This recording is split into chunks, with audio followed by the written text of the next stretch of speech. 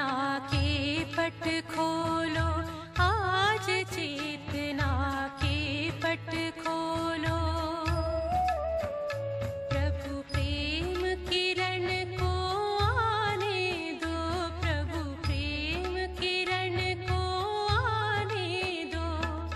दो पल ध्यान धरो शिव का, दो पल ध्यान धरो शिव का। जीवन बगिया मुस्काने दो, जीवन बगिया मुस्काने दो, आज चेतना के। ओम शांति, ओम शांति। आज की तारीख है 16/10/12 और आज की ज्ञान मुरली का हेडिंग, हमें मीठे मीठे बाबा परम शिक्षक बनकर रोज पढ़ाई पढ़ाते हैं, परंतु हमारी पढ़ाई में महत्व किस कर्मेंद्रिय का है? स्थूल कर्मेंद्रिय कौन सी, सूक्ष्म कर्मेंद्रिय कौन सी? तो बाबा कहते हैं, मीठे बच्चे, तुम्हारी पढ़ाई बुद्धि की है। आत्मा, मन, बुद्धि संस्कार के साथ है, तो बुद्धि की पढ़ाई है। बुद्धि को शुद्ध करने के लिए प्रवृत्ति में बहुत युक्ति से चलना है। खान पान की भी परहेज रखनी है। स्थूल कर्मेंद्रियों पर भी ध्यान देना है। प्रश्न है, ईश्वर की कारोबार बड़ी वंडरफुल और गुप्त है, कैसे? उत्तर है, हरेक के कर्मों का हिसाब किताब चुकतू करवाने की कारोबारी बड़ी वंडरफुल और गुप्त है। कोई कितना भी अपने पाप कर्म छिपाने की कोशिश करे, लेकिन छिप नहीं सकता। हाँ, कर्म भोग बाहर आ जाता है, तो कर्म भोग क्या सिद्ध करता है कि पिछले जन्म में अवश्य कोई न कोई छोटे बड़े पाप कर्म किए हुए हैं। सजा जरूर भोगनी पड़ेगी। हरेक का खाता ऊपर में रहता है। हाँ, हमारा कर्मों का रजिस्टर ऊपर में है। इसलिए बाप कहते हैं, बाप का बनने के बाद कोई पाप होता है तो सच बताने से आधा माफ हो जाएगा और सजाएं भी कम हो जाएगी। छिपाओ मत। हाँ, बाबा कहते हैं, डर करके किसी भी प्रकार के भय से मुक्त होकर और बाप को सच सच बता देना है, या निमित्त के आगे भी बता देना है।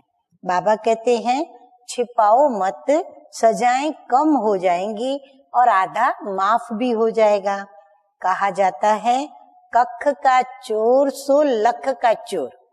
छिपाने से फिर धारणा भी नहीं हो सकती। धारणा के लिए मुख्य दो बातें। नंबर 1 है, इस विनाश काल में दिल की सच्ची प्रीत एक बाप से रखनी है और एक बाप की ही याद में रहना है। दूसरा है, सच्चे बाप से सदा सच्चे रहना है, कुछ भी छिपाना नहीं है। देही अभिमानी रहने की मेहनत करनी है। वरदान है आज का, पुरुषार्थ के साथ प्रयोग की विधि के द्वारा वृत्तियों का परिवर्तन करने वाले सदा विजयी भव। अतः अपवित्र कभी नहीं बनना है। पुरुषार्थ धरनी बनाता है। जैसे किसान कोई बीज बोने से पहले धरती को खेता है, माना धरती को उखाड़ करके और उसको बीज बोने के योग्य बनाता है। तो बाबा भी कहते हैं, पुरुषार्थ क्या करता है? भाग्य के बीज बोने की धरनी बनाता है। वह भी जरूरी है, लेकिन पुरुषार्थ के साथ साथ प्रयोग, योग के प्रयोग से पुरुषार्थ तो करें, परंतु साथ साथ योग के प्रयोग से सबकी वृत्तियों को परिवर्तन करो तो सफलता समीप दिखाई देगी। दृढ़ निश्चय और योग के प्रयोग के द्वारा किसी की भी बुद्धि का परिवर्तन कर सकते हो। सेवाओं में जब भी कोई हलचल हुई है उसमें विजय योग के प्रयोग से ही मिली है। इतिहास देखेंगे संस्था का तो जब जब कोई हलचल हुई, बड़ा विघ्न आया, तो योग के प्रयोग से ही वो विघ्न टला और सफलता मिली। इसलिए पुरुषार्थ से धरनी बनाओ। बीज को प्रत्यक्ष करने के लिए योग का प्रयोग करो तो विजयी भव का वरदान प्राप्त होगा। स्लोगन है आज का, सेवा द्वारा पुण्य की पूंजी जमा करने वाले ही पुण्यात्मा है। अब हम बाबा के बच्चे बनेंगे।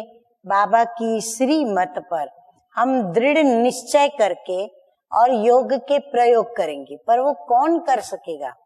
जो एकाग्रता से निश्चय बुद्धि होकर और बाप से योग करेगा, वही दृढ़ निश्चय से योग के प्रयोग करेगा। और जहाँ दृढ़ निश्चय है तो निश्चय में विजय है। बाबा भी कहते हैं, गीता भी कहती है, निश्चय बुद्धि विजयंती। तो विजय पाने के लिए हमें क्या करना पड़े? दृढ़ निश्चय के साथ सेवा करनी पड़े। और सेवा में पुण्य प्राप्त होता है, क्योंकि सेवा करने से सुख मिलेगा। तो सुख है पुण्य, और वो पुण्य की पूंजी जमा करने से हम पुण्यात्मा बनते हैं। अच्छा, मीठे मीठे सिकिलदे बच्चों प्रति माता पिता बाप दादा का याद प्यार और गुड मॉर्निंग। रूहानी बाप की रूहानी बच्चों को नमस्ते। रूहानी बच्चों का रूहानी बाप दादा को याद प्यार, गुड मॉर्निंग और नमस्ते नमस्ते। ओम शांति, ओम शांति।